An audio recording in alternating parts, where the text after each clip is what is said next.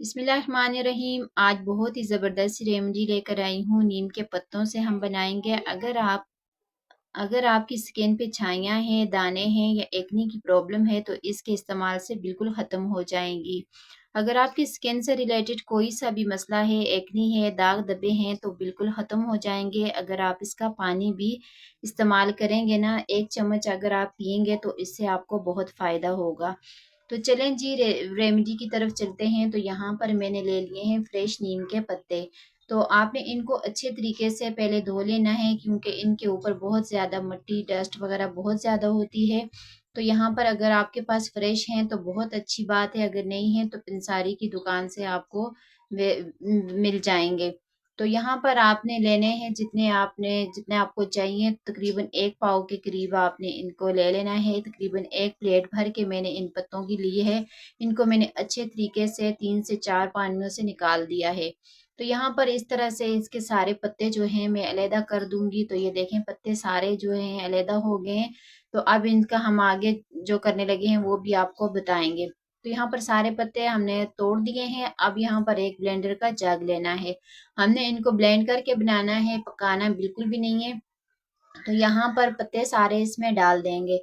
पत्ते डालने के साथ इसमें थोड़ा सा पानी डालेंगे ताकि अच्छी तरीके से ये चल जाए जार जो है।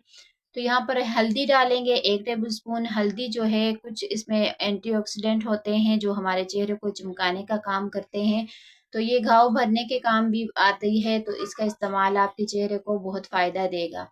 तो यहाँ पर अगर आप अच्छे तरीके से इसको ग्राइंड करने के बाद आपने किसी मलमल के कपड़े में या छन्नी से इस तरीके से छान लेना है। तो यहाँ पर ये देखें, जबरदस्त सा पेस्ट हमारे पास रेडी हो गया है।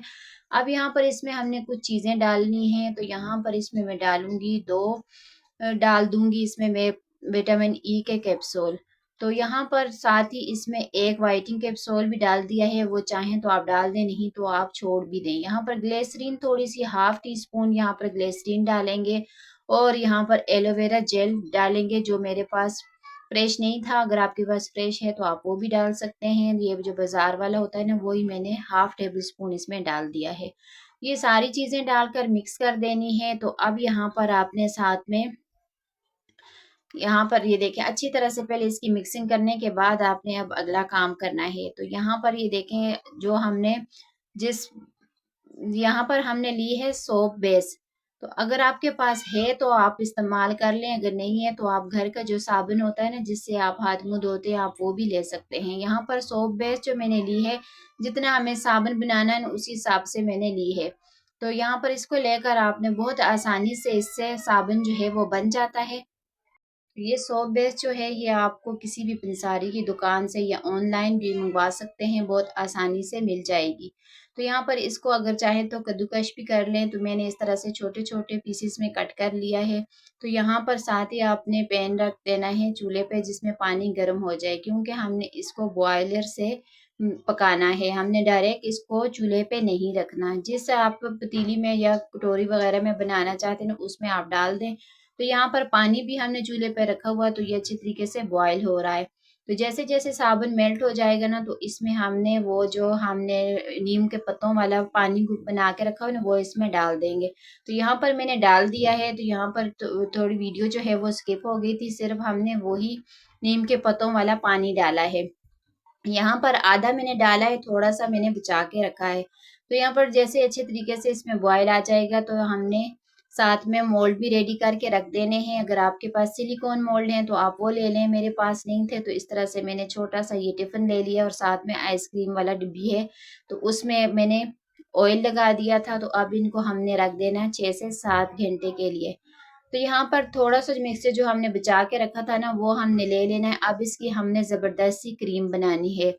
ये क्रीम बहुत ही फायदा देगी। अगर यहाँ पर मैंने 1 टेबल स्पून भर के इसमें बारीक से चावल का आटा डाल दिया है। अगर आपके पास नहीं है तो आप कॉर्नफ्लावर भी डाल सकते हैं, लेकिन चावल का आटा बेस्ट रहेगा। आपने वही, अगर है तो वही डाल दे। तो यहाँ पर डालने के बाद पहले अच्छी तरीके से आपने मिक्स कर देना है, ताकि इसमें कोई गुठली वगैरह ना रह पाए। जब हम इसे पकाएं तो बहुत अच्छे तरीके से ये पक जाए। अब यहाँ पर हमने पैन में रख दिया पानी और इसका चम्मच चलाते रहेंगे। यहाँ पर मैं किसी भी चिमटे से आप पकड़ लें कटोरी को, मैं हाथों से ही कर रही हूँ। ज़रा एहतियात के साथ आपने ये काम करना है। जैसे जैसे बॉयल आता जाएगा और ये क्रीम हमारी थिक होने शुरू हो जाएगी और क्रीम हमारी माशाल्लाह से रेडी हो जाएगी। तो यहाँ पर ये देखेंगे अच्छी तरह से क्रीम थिक हो गई है। अब इसको हमने चूल्हे से नीचे उतारना है और इसको ठंडा करना है। ठंडा करने के बाद हमने इसमें कुछ चीज़ें डालनी है, तो जिनमें हमने व्हाइटिंग कैप्सूल डाल देने हैं 2 अदद और साथ में एलोवेरा जेल डालना है, ग्लिसरीन डालनी है हाफ टी स्पून और अगर विटामिन ई के कैप्सूल भी आप 1 अदद डाल दें।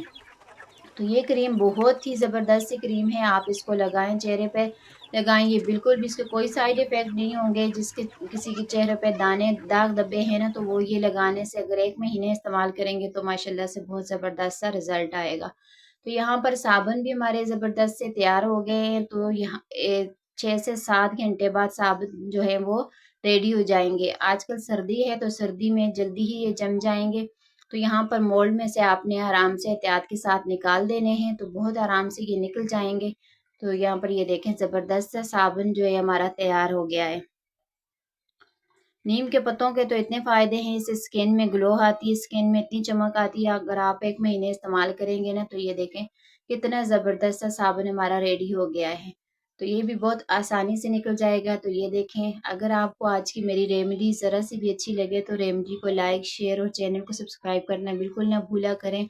आपकी तरफ से गिफ्ट होता है, क्रीम लगाएँ, उसके बाद आपने मुँह साबुन से धोना है, तो आपको इंशाअल्लाह बहुत ज़बरदस्त सा फ़ायदा होने वाला है। फ़ी अमानिल्लाह, अल्लाह हाफ़िज़।